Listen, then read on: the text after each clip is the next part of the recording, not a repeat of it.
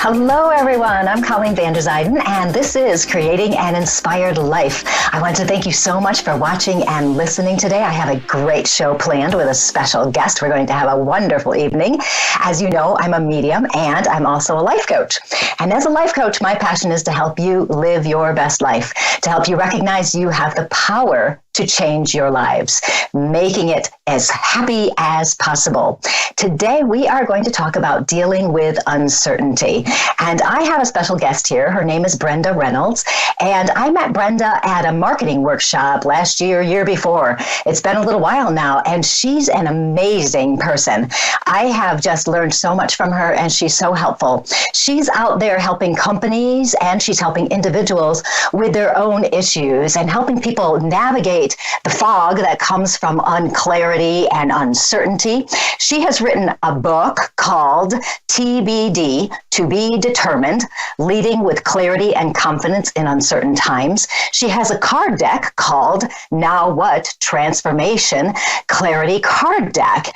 She's the person that if you're having a problem with your life, some kind of uncertainty, and you know how you always ask that question, now what? What do I do?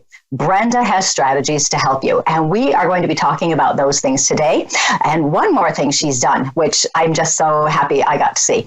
She did a TEDx talk called Navigating Through Transition Fog, and you should definitely find this. You go to her website, BrendaKReynolds.com, and you can find a link to this TEDx talk. It is amazing. She's a wonderful person. I'm so excited she's here.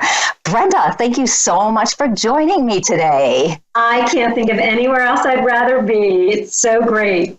Oh, it's wonderful. I'm just so happy when we get to connect, whenever that happens to be. And today we're going to talk about uncertainty. And I've talked about it a few times in my show, but what is it that shakes us up when we have something that happens that sets us off our path and we feel like we're lost a little bit? Well, I think it just triggers a vulnerability in us. There's a quote that I came to love. It says, it's how Linus from the Peanuts cartoon feels when his blanket is in the dryer. Like, what do we do? Where's our security? So it's really just that thinking we should know more than we actually can know. And the familiar is kind of lost, and we're in the not knowing, and we don't like not knowing. No, it definitely brings up some senses of fear. It's the fear of the unknown. It's the fear of not being in control. And it definitely puts us off balance, and we always want to know the answers. And, when you think about these things, these transitions and uncertainty, what experiences did you have, or what set you on this path that you became basically an expert in this?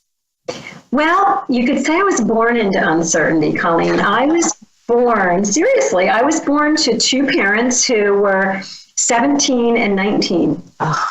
And so my mom carried me in utero at 16. Oh. That was not a plan. And the positive about that is they are still together, happily married, and a wonderful example of how to take a now what and turn it into a why not, and I'm the product. So I was kind of born into that.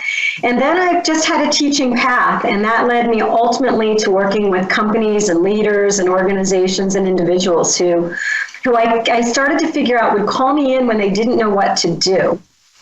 And I have a background in organization development and education, so that came into play. But what I found is life gave me another degree. Whether it was being born into uncertainty or having two premature births and the anxiety and the uncertainty that went along with bringing my two sons into the world, that was quite an experience. And then in 2008, just when I had my perfect life plan, just when it was rocking and rolling, the economy decided to take a nosedive. And so did my life. And unexpectedly, I found myself being divorced, found myself as a single mom, two little boys, a consulting practice, but I had no guaranteed income, no benefits. And life, as I knew it, got turned on its head. There was no part of my life that was actually going to stay the same in 2008.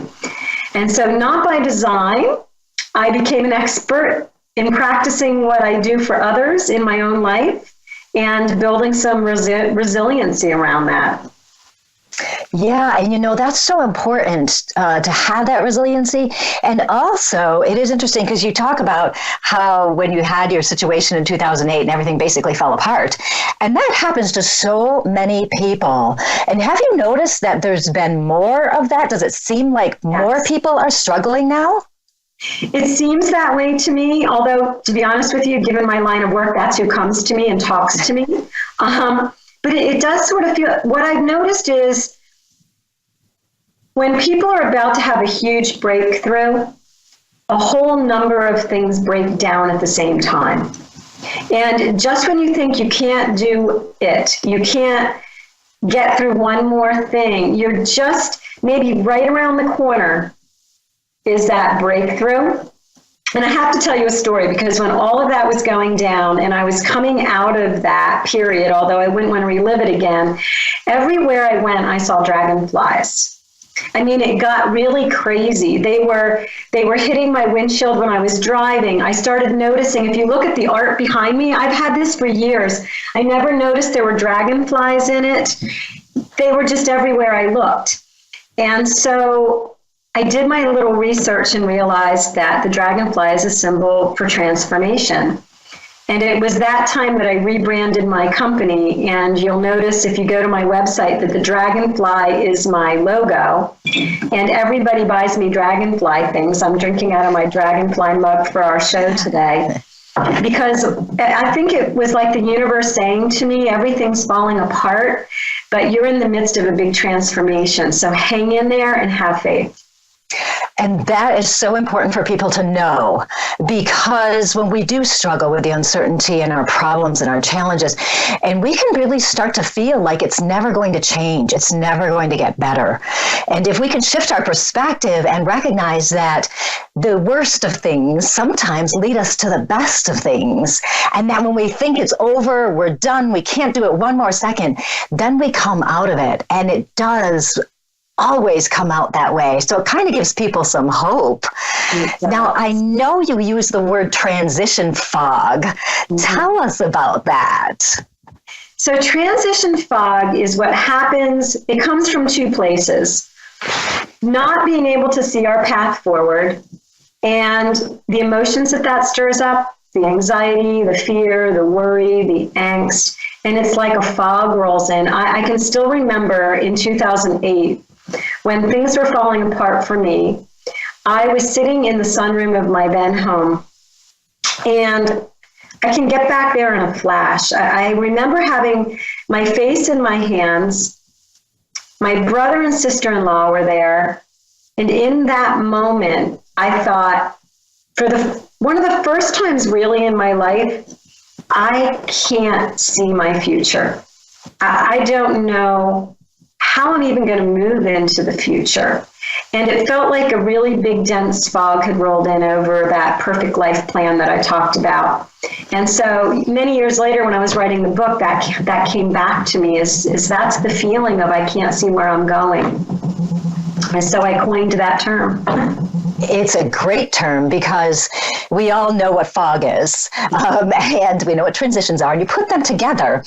And I think some of our problems when we're going through this and having that fog that comes over us is many of us were taught that if we just do the right thing, we set our path, it'll happen. It'll just happen. We work hard, it'll work. But that doesn't work anymore at all. And that's why so many of us are struggling with this uncertainty.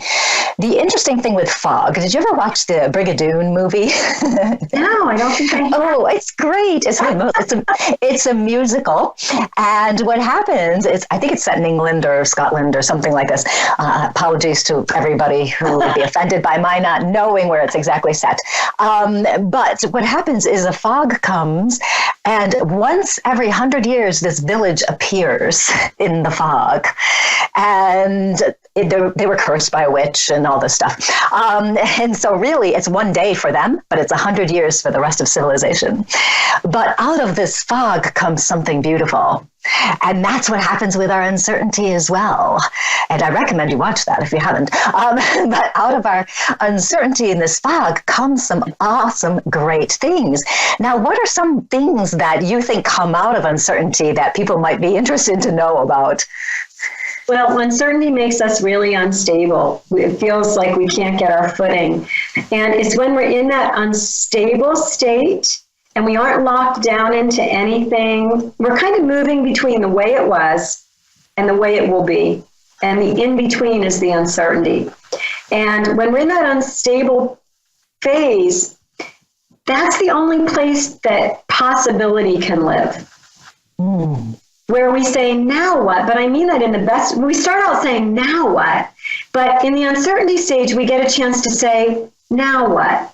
And it's about getting creative, thinking outside of the box, saying, what's really important to me now? What matters to me? Well, what could I do? Because I'm not going to do that any longer. What could I do?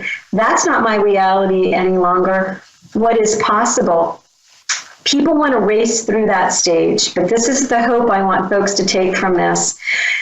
You don't want to race through that stage, as uncomfortable as it is, because it's only there that possibility lives. Make sure you hang out there long enough to explore and be creative in that space before you rush on and lock in to a new relationship, a new home, a new job. You know, sometimes we just want to relieve the pain and check a box, but if we aren't careful and we move too quickly, we just move into another potential now what down the road. So true. So true. We all want to know the outcome. And as a medium and a psychic, so many times people will ask me questions. They want me to tell them what's going to happen, give them the solution to their problem. Now, it's one thing if I do a coaching thing and kind of help them guide their way so they know what choices to make or that kind of thing.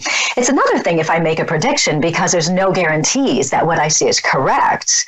And so many times, sometimes people will get irritated, if I don't tell them exactly what they want to hear.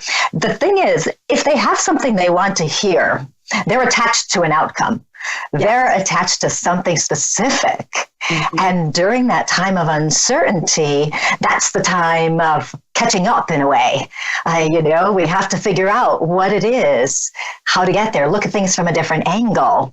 And have you had some clients that have just had some awesome light bulb moments where they went, oh, I get it now. I can look back and see how important that time was for me. Have you had people like that?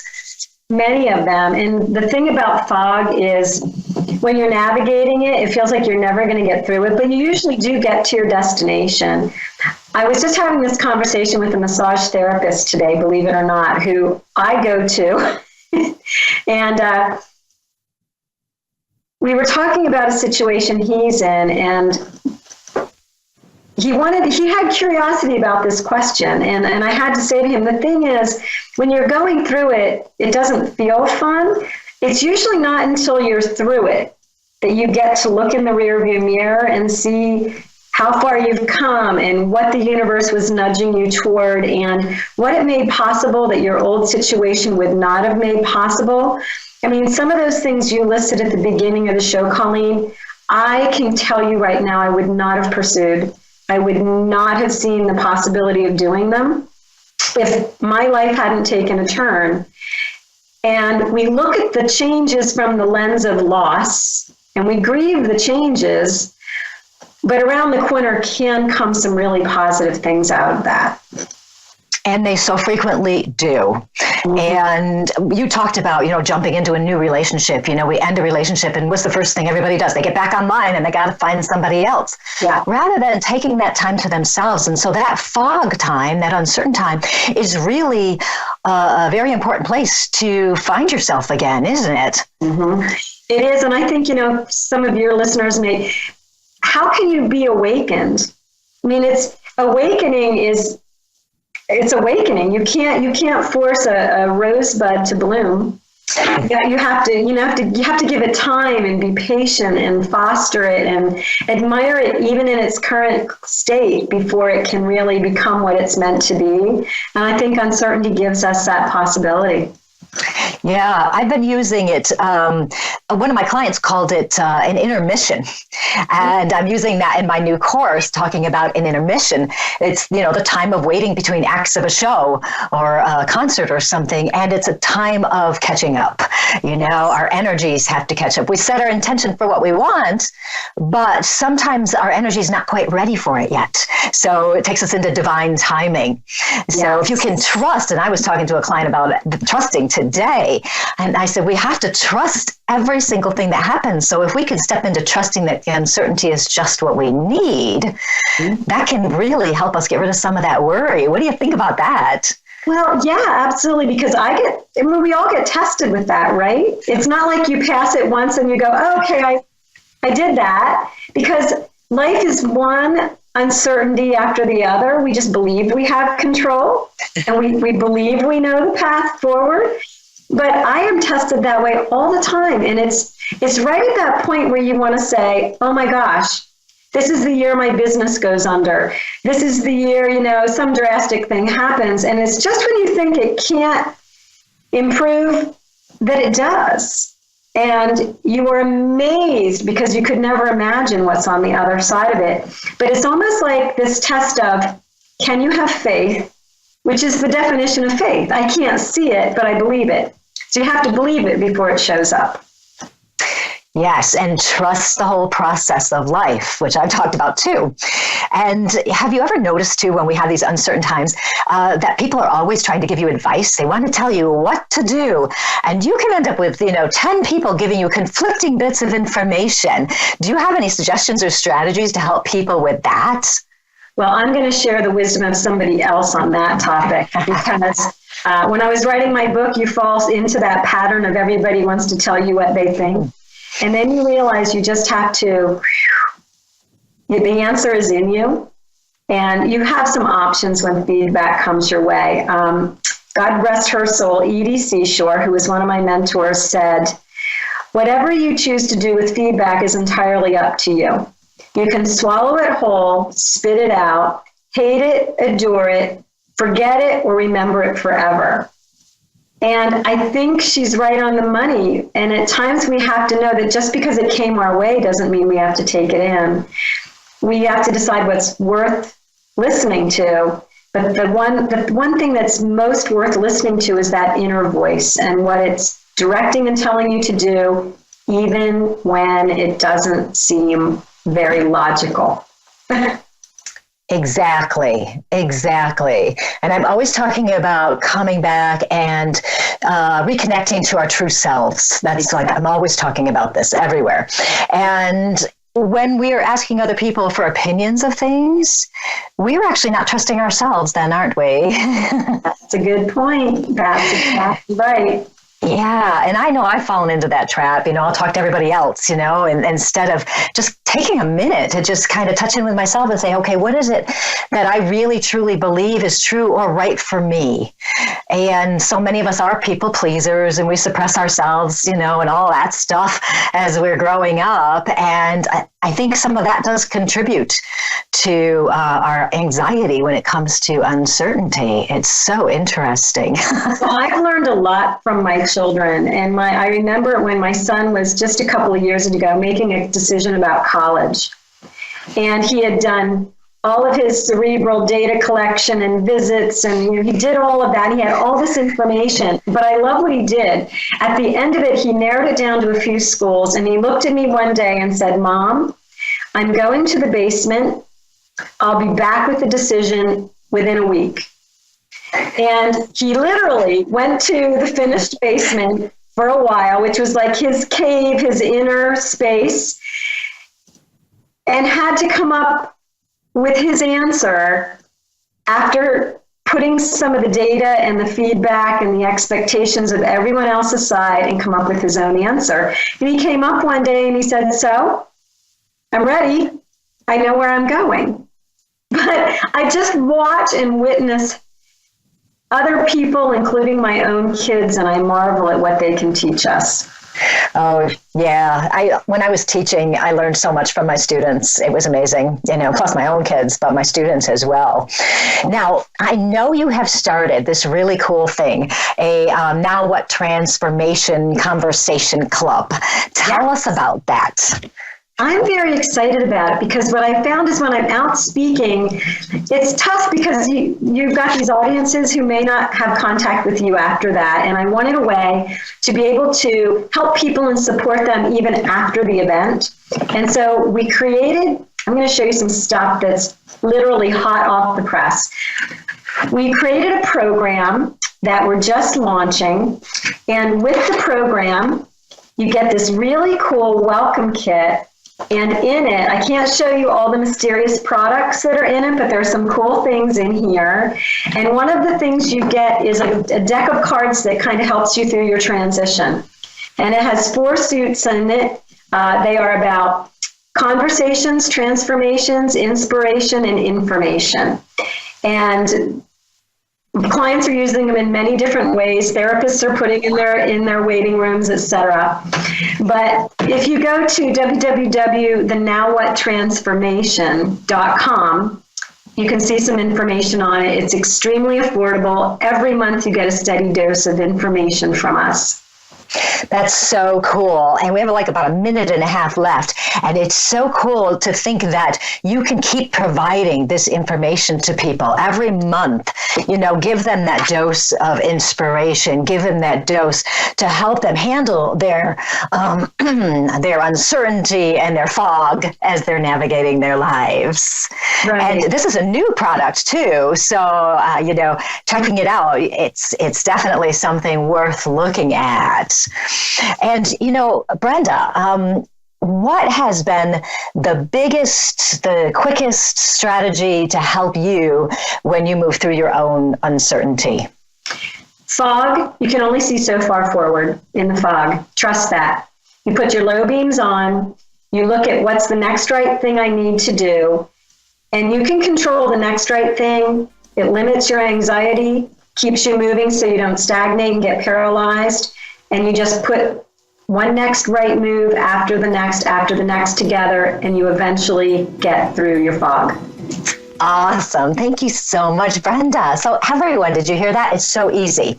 You just have to keep moving through the fog, one step at a time. And it has been so wonderful to have you here today, Brenda. It's just been so exciting to have you here. And we'll have to do this again because it's been really fun. Sure. So everyone, you can connect with Brenda at brendakreynolds.com. And you can connect with me at psychicmediumcolleen.com, as well as on Facebook, Colleen Vanderzyden, medium and self-empowerment coach.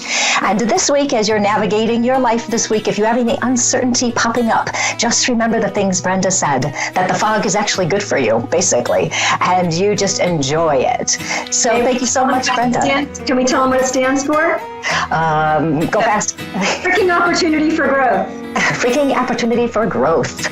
So there you have it. You have a great week, and we will see you next week. Goodbye.